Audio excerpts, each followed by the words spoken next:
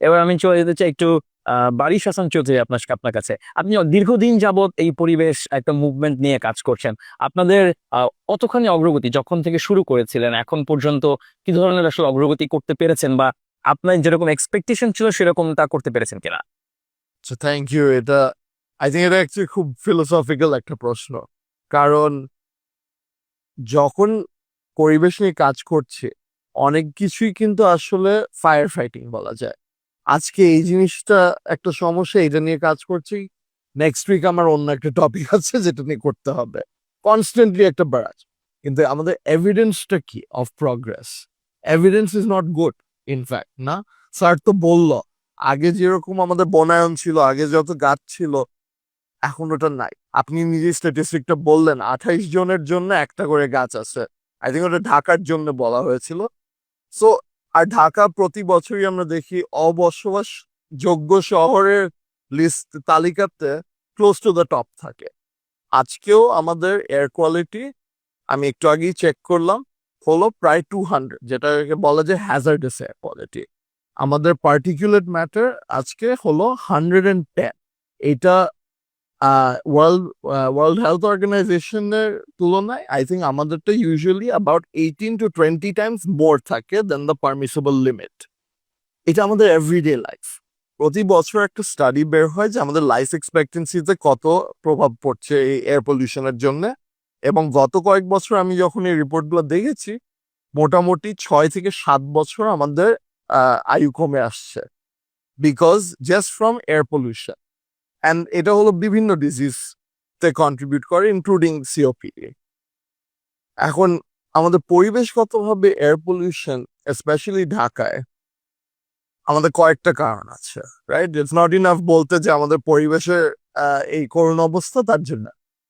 কেন হচ্ছে আমাদের এটা হচ্ছে? বিকজ ফার্স্ট এন্ড ফরমোস্ট ঢাকার চারপাশ দিয়ে হাজার হাজার ইলিগাল ইটভাটা আছে, যেগুলা ব্রিকেল আইনে আসছে, যেটাতে ওখানে বলা আছে একটা সার্টেন ডিস্টেন্স দূরত্ব থাকতে হবে কোনো স্কুল, কোনো হাসপাতাল, এসব কোনো প্রতিষ্ঠানের থেকে। বেশিরভাগই কিন্তু এটা ফলো করে নাই, রাইট? ইটভাটা বানিয়ে ফেলেছে এবং ওইটার সব এমিশনস ঢাকার মধ্যেই আসছে। সেকেন্ড জিনিস, গাড়ি, আমাদের ট্রাফিক, রাইট? ট্রাফিক শুধু not just a drain on productivity but also on our health.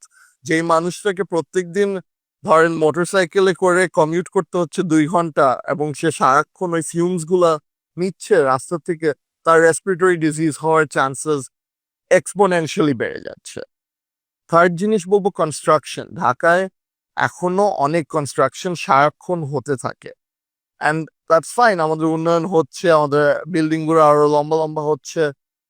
But at the same time আমরা কি বিল্ডিং এর জন্য বেস্ট প্র্যাকটিসেস ফলো করছি? মোস্ট অফ দ্য টাইম আপনি দেখতে পাবেন যখন একটা কনস্ট্রাকশন সাইট আছে, ওইটার বালু বা পাথর ওগুলো রাস্তার মধ্যেই স্টোর করা হচ্ছে, কোনো কোনো কন্টেইনারে না, জাস্ট রাস্তার মধ্যে রেখে দেওয়া হচ্ছে। বাতাসের সাথে ওই বালুও উড়ে যাচ্ছে। এবং ধূমপান তো আছে, ম্যাম তো বললোই যে this is maybe the number one cause. এবং this is something that we have to actually talk about very seriously, because আরেকটা যে কথাটা বলছিল অ্যাবাউট বায়োম্যাস, মেইন জিনিসটা হলো যে specially for women indoor air pollution is much higher than for man, because ওরা রান্না করছে একটা ইনক্লোজ স্পেসে যেখানে ধোঁয়াটা হচ্ছে। বাট আমাদের ইনডোর এয়ার পলিউশনের আরেকটা বড় জিনিস হলো স্মোকিং। আমাদের এখানে যদি যান, বিভিন্ন ক্যাফেজ বা বিভিন্ন রেস্টুরেন্টসে স্মোকিং জোন থাকে, বেশিরভাগই কিন্তু কোনো প্রপার ভেন্টিলেশন সিস্টেম থাকে না।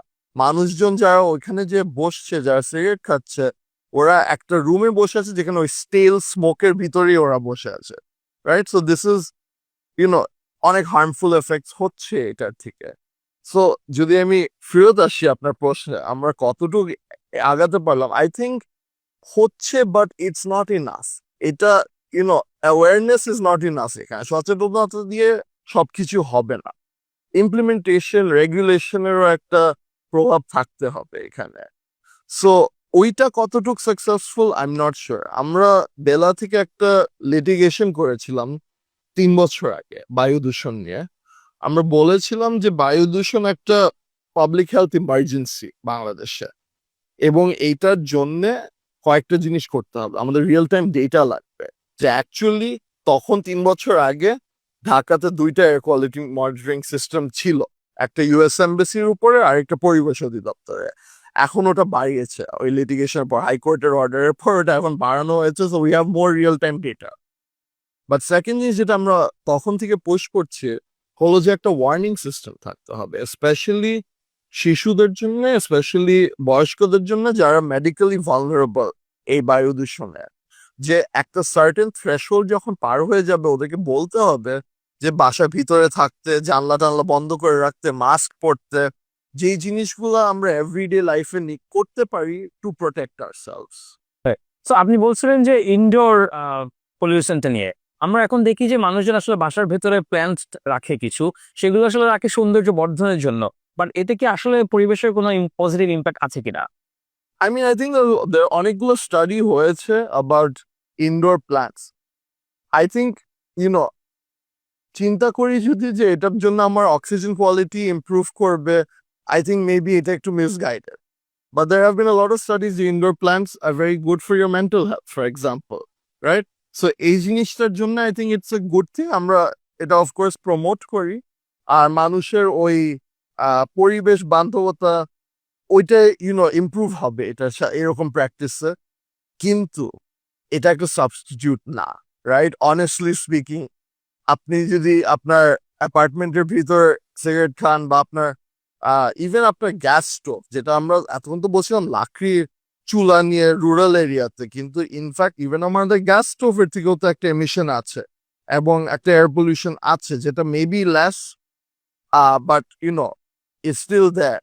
ইলেকট্রিক চুলার কথা বলা হচ্ছে, অনেক উন্নত দেশে কিন্তু এখন ইলেকট্রিক চুলার দিকে চলে যাচ্ছে because of this health concern, because ওদের মনে হচ্ছে যে একটা gas stove inside the house is unsafe.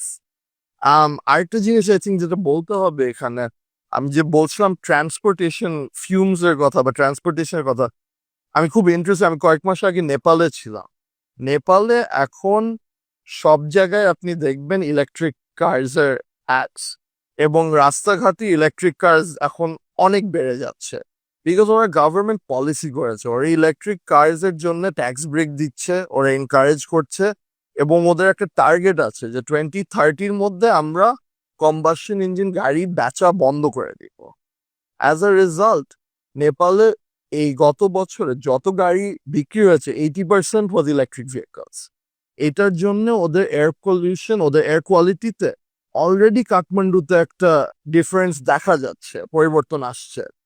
আমাদের এখানে আমরা এরকম পলিসি যেখানে আমরা এনকারেজ করব সার্টেন বিহেভিয়ার্স বা আমরা ডিসকারেজ করবো certain behaviour, this is not something new, আমাদের পলিসি মেকিং এ আছে, কিন্তু আমরা কি ওইটা প্রপারলি টার্গেট করছি নাকি, প্রপারলি ইমপ্লিমেন্ট করছি নাকি, এবং আইডেন্টিফাই করছি নাকি যে এক্স্যাক্টলি কোথায় ওই ইন্টারভেনশনটা হতে হবে। প্রতি বছর আপনি জানেন যে আমাদের সিগারেটের উপর ট্যাক্স বাড়ানো হয়, রাইট? অ্যান্ড সিন ট্যাক্সটা প্রতি বছর there is a small increment, right, on the price of cigarettes, যে 1 টাকা 2 টাকা হোয়াট এভার বাড়ে পার সিগারেট। কিন্তু একজন যে addicted to nicotine, I think doctor সাহেব বলছিলেন তো, right, it's a very difficult thing এই অ্যাডিকশন ভাঙাটা। Addiction is a disease at the end of the day, এটা একটা চয়েস না। সো 1 টাকা 2 টাকা এক্সপেন্সে বাড়া ওইরকম সিগনিফিকেন্ট কিছু না, রাইট? ও যে আমার মাইন্ডসেটই বদলায় যাবে যে না আমার এটার থেকে সরে আসতে হবে। সো আমাদের ওই সিনট্যাক্সটাও আসলে চিন্তা করতে হবে, আমাদের ইন্টারভেনশনটা কিভাবে করলে can we actually discourage not only existing স্মোকার্সরা এখান থেকে সরে আসবে, বা নতুন স্মোকাররা এটাতে ঢুকবে না। ধন্যবাদ আপনাকে। আমরা কথা বলছিলাম সিওপিডি নিয়ে। আমাদের সাথে ছিলেন ডাক্তার, পরিবেশ বিশেষজ্ঞ, পরিবেশের একজন প্রফেসর এবং একটি হসপিটাল অ্যাডমিনিস্ট্রেশনের ঊর্ধ্বতন একজন কর্মকর্তা। ধন্যবাদ সবাইকে আমাদের সাথে থাকার জন্য। আমরা পরবর্তী পর্বে আরও একটি হেলথ ইস্যু আপনাদের সামনে অ্যাড্রেস করব। ততক্ষণ পর্যন্ত আল্লাহ হাফেজ।